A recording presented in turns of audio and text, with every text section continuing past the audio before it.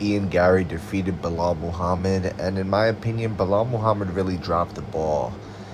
I don't understand why wrestlers, this is just throughout MMA history, why wrestlers fall in love with their hands and they stop wrestling, you know? I mean, Belal didn't really try to wrestle in this fight. He did not have a committed wrestling heavy game plan. Same with the Jack Della Maddalena fight. For whatever reason, Belal really has it in his head that he needs to strike and throw hands and show off his Canelo boxing for the fans that are going to boo him regardless. I wish it wasn't the case because I believe Belal could have won tonight. I think he did pretty damn well with his boxing in there against Ian Garry. He marked up his face really good. And not only that, the thing that was really missing was the takedown defense after the punch. You know, Belal would throw this right hand and he would just not do anything afterwards. He wouldn't follow it up with a left hook like Michael Bisping suggested, and he wouldn't shoot the takedown afterwards. And he wouldn't even, like, he wasn't level changing, like feinting either. He wasn't doing like a fake level change and to an overhand. He wasn't doing any of that. It was very much, I'm either gonna strike or I'm gonna grapple. Even when he did grapple, there was one point where he shot for a takedown, and it was more like a body lock kind of takedown and like a clinch entry. And Ian Garry could have blasted him in the face with a knee. Like, it was just so not set up, so just, you know, it was naked. There was no setup punches to the takedown. He just dove in predictably as well. Like, Ian Garry looked like he was ready for it. I don't know, man. I'm supposed to be impressed. You know what I mean? Like, first of all, it was only 3 rounds. It wasn't even a 5-round fight. Why are these number one contender fights? Like, Belal was just the champion, guys. This, in my opinion, as a co-main event, should also be 5 rounds. I think they should all number one contender fights should be 5 rounds. I would like to see that. But Ian Garry said he was going to win via knockout. He said he was going to finish Belal Muhammad just like he always does. And the problem with Ian Garry is if he just kept his mouth shut, it would be fine. It would be what it is. He's winning. But because he elevates himself to such a high status of I'm going to knock him out and I'm going to clatter his head off the canvas and all this stuff, when he doesn't do any of that and he completely under-delivers, it's very underwhelming.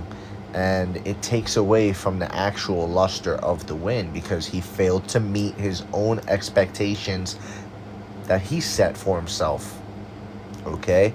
We're not the ones that said Ian Garry is going to win by knockout. No, Ian Garry himself said he was going to win by knockout, and he's been saying it for all of his fights, and they all go to a decision. And this went to a decision too, man. Like, I don't know. I don't know what to say. I think Ian Garry is more like Ronda Rousey. Than Conor McGregor. I don't think he has that cool factor to him. I think even when he was on the mic, it was just corny. I think Islam Makhachev, you know, yes, Ian Garry is the number one contender.